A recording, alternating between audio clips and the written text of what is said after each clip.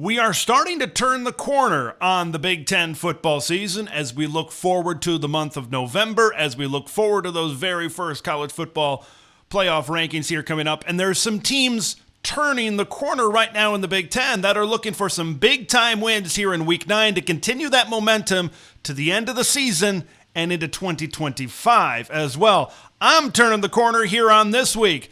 Week 9 Big Ten picks as we go all around this big nation. From Pasadena to Piscataway, College Park to the Coliseum, Seattle to State College, Columbus to Camp Randall, the Zoo to the Rock, and everywhere in between. This is where Big Ten fans gather to talk America's premier national conference with your host, Big Ten Ted. All Big Ten, all year long. This is Big Nation.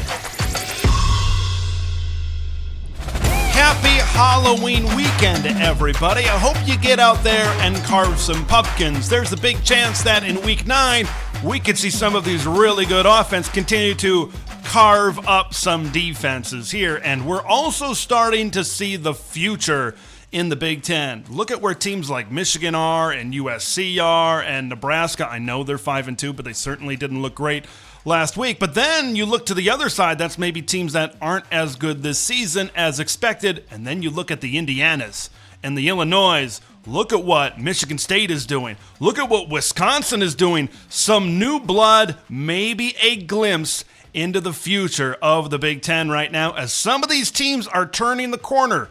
Can they get big-time wins this week to continue that momentum? Let's get right into my Week 9 picks. It all goes down tonight. It all starts tonight at 10 p.m. Central Time, 11 p.m. Eastern Time. Look, I'm working some Friday night high school football tonight. That starts at 7 o'clock, so I'm going to be able to watch this USC-Rutgers game until the wee hours of the morning. So I kind of appreciate that I'm going to be able to fit my day job, well, maybe night job in this case, and then also the Big Ten TED coverage here with the Scarlet Knights and the Trojans. Look, Rutgers is 17th in the Big Ten in total defense right now, and they are not good against the run. In theory, USC should be able to line up, and they should be able to have a great offensive day against the Scarlet Knights. Rutgers has given up 77 points and 1,027 yards the last 2 weeks to Wisconsin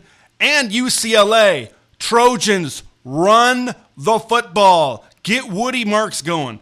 Get Quentin Joyner going. When we've seen USC have success this season, it's when they're investing into that run game. Run the football, make life easier on Miller Moss so then he can create some of those big plays over the top to the Deuce Robinsons and the Jacoby Lanes of the world. USC has one goal on defense. They need to stop the run. They need to stop Kyle Monangai. We'll see if that can happen. I think Rutgers is going to cover plus 13.5 in this game. I do think that the Scarlet Knights can put some points on the scoreboard, but I also think USC can put some points on the scoreboard. In theory, once again, we come back to that. In theory, USC should be able to blow out Rutgers like Wisconsin was able to do. But I just don't have a lot of faith right now in Lincoln Riley. This could end up being another close game, but I've got USC 30, Rutgers 20 as the final score. This one goes under the 56.5. I did an in-depth preview and prediction on the channel already, so go check that out for more in-depth analysis on the big noon matchup. The Nebraska Cornhuskers visiting the Ohio State Buckeyes. Look, this Nebraska offense and really this Nebraska team is not in a great spot. This would be a great spot in the schedule if they could have a bounce-back game. You're not going to get a bounce-back game going on the road to Columbus to take on maybe the most talented football team in the entire country. And I think Ohio State is looking to make a statement. They've had 2 weeks to think about that loss to the Oregon Ducks. I think they're going to come out hot. I think they're going to come out strong in this game against the Nebraska Cornhuskers. I think they're going to run the ball inside a lot. Of course, Josh Simmons, the left tackle for Ohio State, is out for the remainder of the season. I think Ohio State covers minus 25. That's a pretty sizable spread against a 5-2 team, but I think the Buckeyes cover it, and it barely goes over 47.5. I've got 48 total points in this one. Ohio State 38, and Nebraska 10. Another noon matchup, the Washington Huskies will visit the darling of college football. The Indiana Hoosiers College Game Day is going to be in town in Bloomington, Indiana. I'm very curious to see what this IU offense is going to look like with Taven Jackson as opposed to Curtis Rourke at quarterback.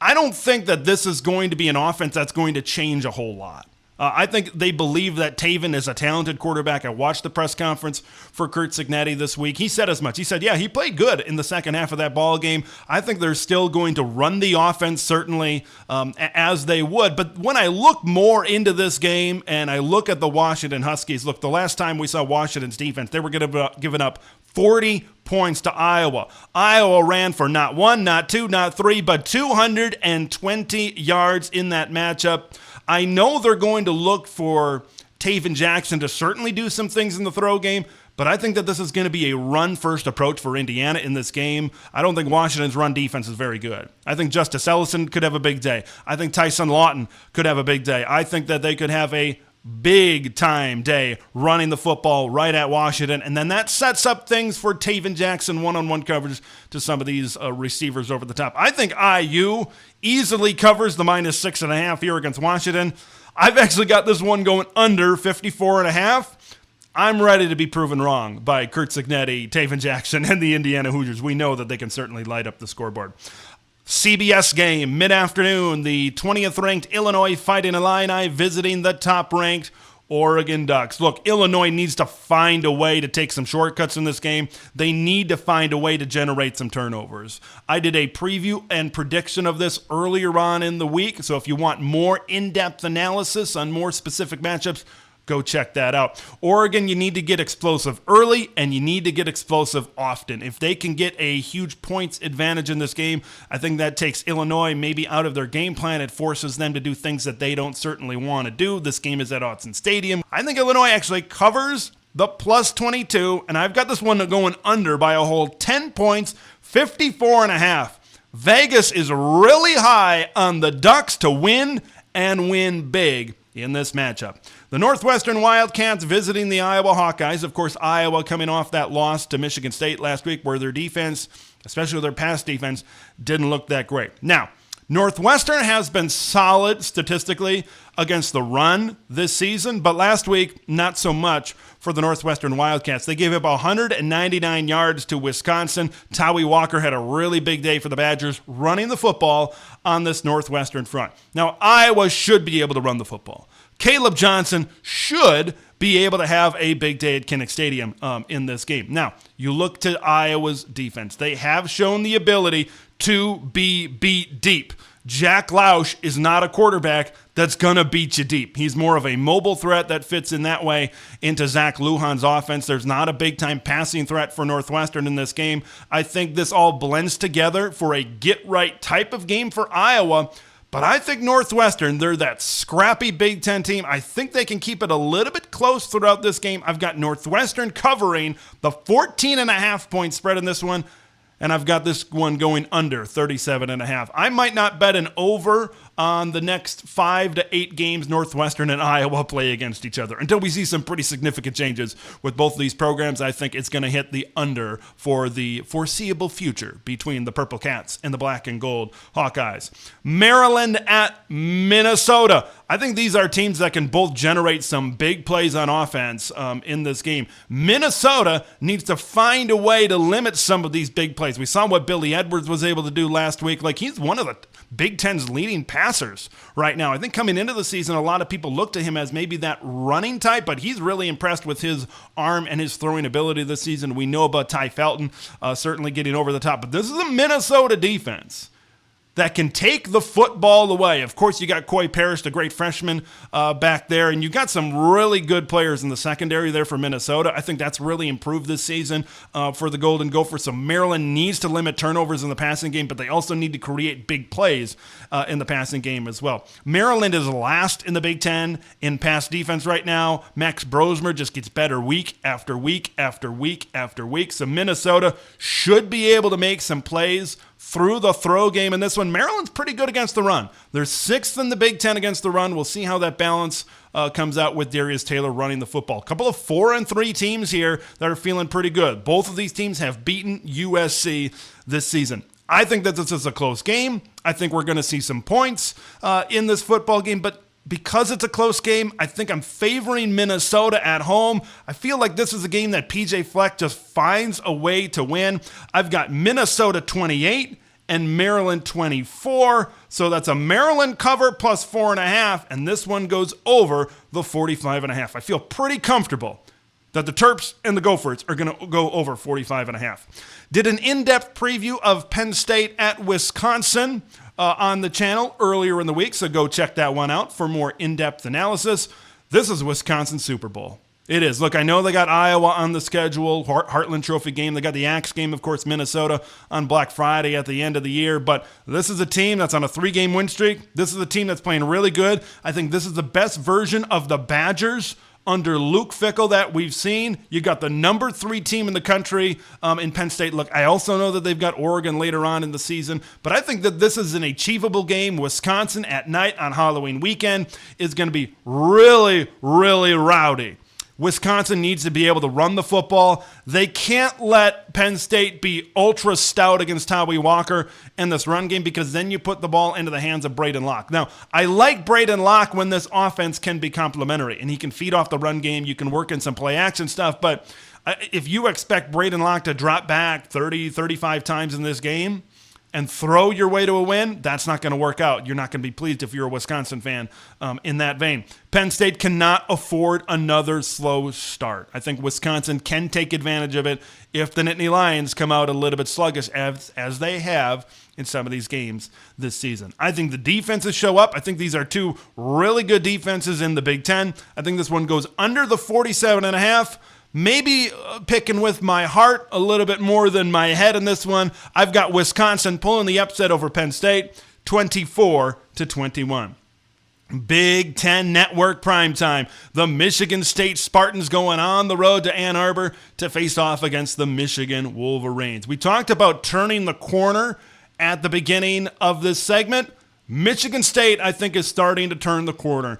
Aiden Childs is growing up before our very eyes. Nick Marsh has really been good all season long. The great freshman wide receiver over there. That big win over Iowa last week. I think Aiden turned it over one time, but he's starting to do better protecting the football. That was a big bugaboo early in the season for Childs and this Michigan State offense. And Michigan, boy, who would have thought we were saying this sentence at the beginning of the year? Here it is, and I quote, Michigan needs this win to go to a bowl game this season.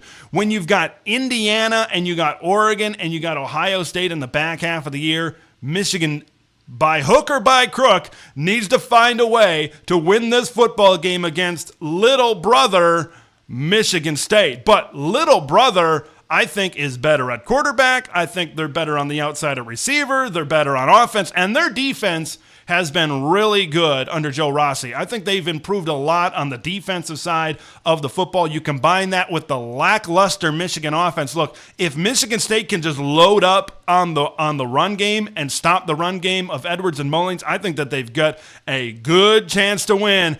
And I'm going with the Spartans. But folks, Michigan State fans, hi, it's me. We haven't really talked positively about each other since 2021, the last time that Michigan State beat Michigan. Not only do I have Sparty covering the +5, I've got Michigan State going on the road and bringing Paul Bunyan back to East Lansing, Michigan. I've got them winning 27-14 over the Wolverines. This one goes over the 39.5 in this one. Boy, that would be a gigantic win in terms of turning the corner and building some momentum for this Michigan State program. They would be 5-3. Jonathan Smith, under the radar, doing a great job with the Spartans right now.